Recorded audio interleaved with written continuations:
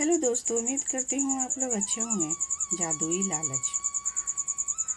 एक गांव में एक मोची रहता था। वह सुबह से शाम तक मेहनत करता रहता था और अपने काम में मगन रहता। वह एक से एक जूती बनाता था।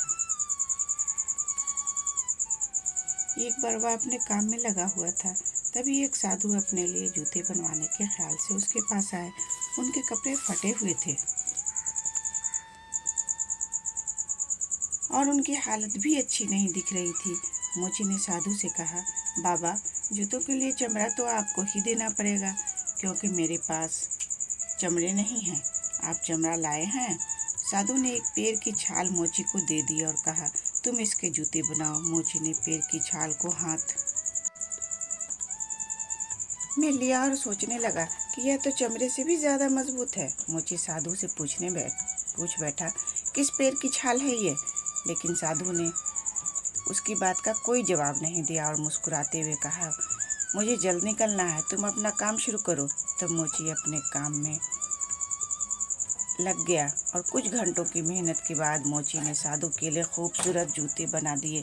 मोची साधु को जूते लेने के लिए बुलाता है। कई बार आवाज देने पर भी साधु उसकी आवाज नहीं सुनते, तो वह अपनी जगह से उठकर सड़क पर आकर यहाँ वहाँ देखने लगता है, लेकिन साधु का कहीं कुछ पता नहीं चलता है।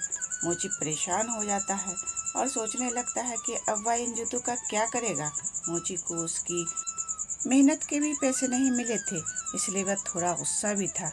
मोची ने सोचा शायद थोड़ी देर बाद साधु बाबा आ ही जाएंगे।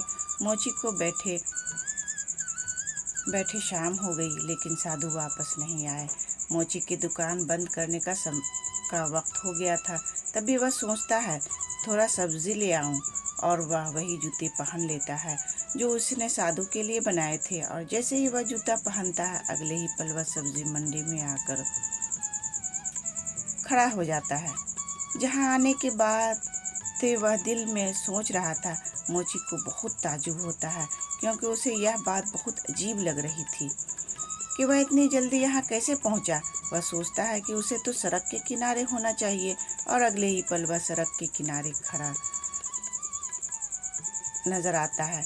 अब मोची को समझ आ जाता है कि हो ना हो ये जूतों का ही कमाल है, जिसकी वजह से वह पलक झपकते ही कहीं भी पहुँच पा रहा था। इस बात को साफ करने के लिए वह कई बार दिल में सोचता है कि मुझे वहां जाना है, और वह पलक झपकते जहां सोचता है वहां वह पहुंच जाता है। उसकी खुशी का कोई ठिकाना नहीं था, मानो उसने जीवन में सब कुछ पा लिया हो। तभी मोची सोचता है कि वह एक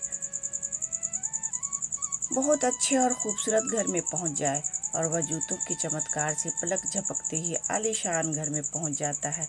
घर की खूबसूरती देखकर वह खुशी से झूमने लगता है। ऐसा लगता है मानो यह घर उसी के लिए बना हो। वह डाइनिंग टेबल पर रखे अखबार को उठाकर पढ़ने लगता है। तभी उसे अखबारों में दो देशों के बीच में जंग होने की खबर दिखती है, और उसके दिल में जंग की जगह जाकर देखने का ख्याल आता है, और वह अपनी ख्वाहिश के मुताबिक उस जगह पर पहुंच जाता है जहां चारों तरफ से गोलियां चल रही होती हैं, बम फट रहे होते हैं। और जैसे ही वह जंग के मैदान में आता है, तो एक गोली उसके सीने में आकर घुस जाती है, और मोची वहीं गिरकर अपना दम तोड़ देता है। मोची के बिना सोचे समझे किए गए ख्याल की वजह से उसकी जिंदगी खत्म हो जाती है।